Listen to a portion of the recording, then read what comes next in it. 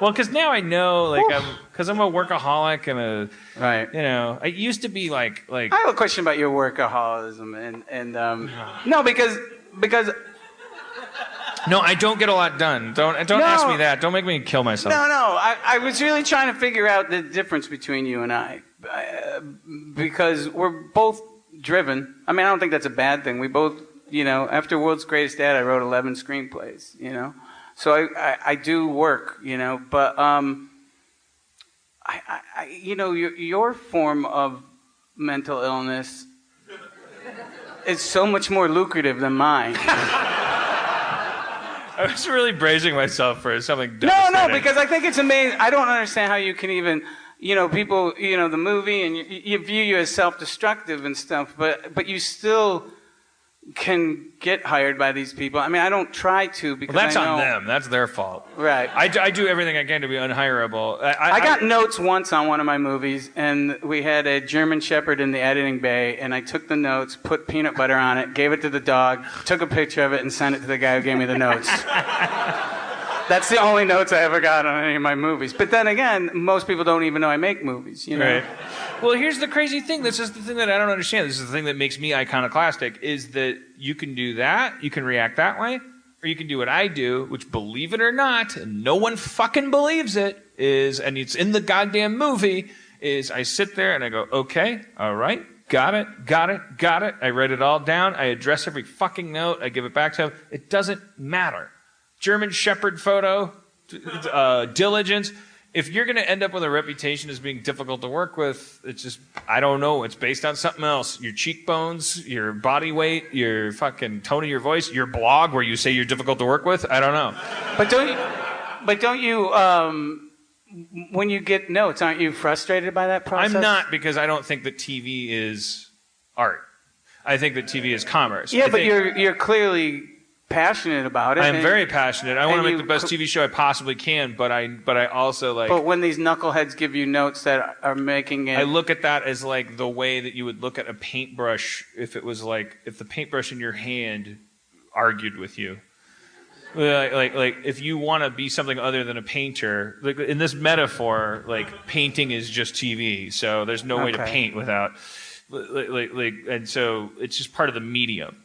You know, it's like you working through knuckleheads. Like if you're a photographer, you need a camera. You can't just show up at a gallery and say, "I saw this homeless lady, and I pictured it in black and white." Well, that is what's going on tonight all around Toronto. Probably is. There's probably something happening.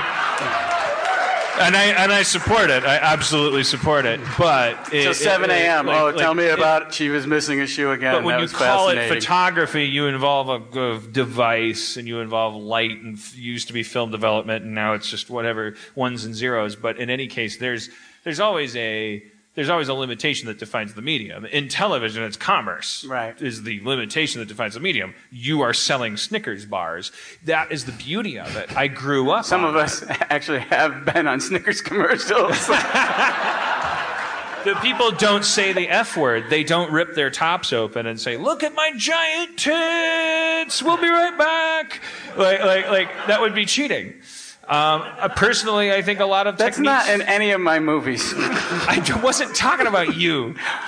But I don't know if it's my own fear of being judged on a bigger level, or it's not that. It's just I don't have that much interest to play the game, and you know. But you don't have to anymore. The thing about you is that you are a tiny bit older than me, tiny bit, to the point where you are one of the huge reasons why I moved from Milwaukee to LA, because I saw you at the Comedy Cafe, and you were post Police Academy screeching guy, and you came up and did a set where you were more than willing to do funny jokes that were in your stand-up set, and then sometimes people would yell stuff out and go like, "Do the voice," and you'd be like, "Look, hey, what's your name?" And you were engaging with them, and then you were just saying insightful things. You bridged the gap between being a professional entertainer and actually being a present human being on stage. And Rob Schraub and I were standing in the back of the room with zits on our faces and lollipops in our hands, and we were like, "Holy shit! The fucking guy from Police Academy is the bomb!" And we talked to you afterwards. We used to say things were the bomb back then. I wasn't. I also had Skidoo. a yin yang on my acid wash denim jacket and a rat tail because I patterned myself after Egon from the real Ghostbusters cartoon. And we came up to you afterwards and we're like, holy shit, that was really inspirational. And you said, yeah, what are you guys gonna do? And we were like, we're gonna move to LA. And you said, don't move to LA. Don't do it. Don't do it. And then we were like, well, that's what he's supposed to say. Well, let's be like him. Let's do what he doesn't think we should do. We moved to LA. Anyways, so I'm telling you, like, time has changed. Everything has changed. You need to have a fucking podcast because you make a fucking oeuvre of movies, and the one thing that they all have in common is your point of view.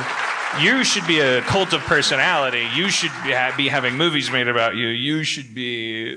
I'm committing crimes that you could be getting away with like very easily. That's really sweet. I didn't let any of it in. But I'm also a little nervous about giving away so much of myself. Don't you feel that that's weird? Like, don't you ever feel like what you make is what you know?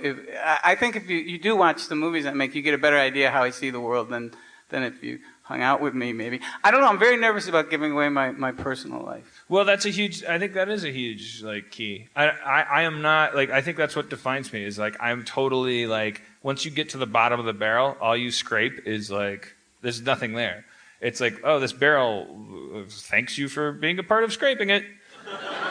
Like, I'm not, I think you are a more genuine person than me. I think you actually do have opinions that you wouldn't back off of if a mob of people screamed enough at you. Like, I think you do, I look up to you for that reason. I think you have a voice and a point of view. I think that but that's the stuff that you don't give it away by sharing it. You just open a lid on top of it and the wind wafts in. And nowadays, people come in and if they want it, they get it. You can charge them $1 for it. And if they don't like it, you can tell them to go fuck themselves. It's amazing. It's not like when we were younger. It's a whole crazy world. It's like no money down. You could create a whole cult of personality. People could be crucifying you in 5 years. I think maybe that's what scares me. I mean, I think I don't know. My ex-wife said, and by the way, I do love her dearly. It's not like we had a big, horrible fallout. She once said to me, she goes, "You're a misanthrope." And I said, "You're only saying that because you're a person." But I don't see myself as a misanthrope. I just feel really awkward. And not, I really related with Spencer when he was awkward by the whole thing.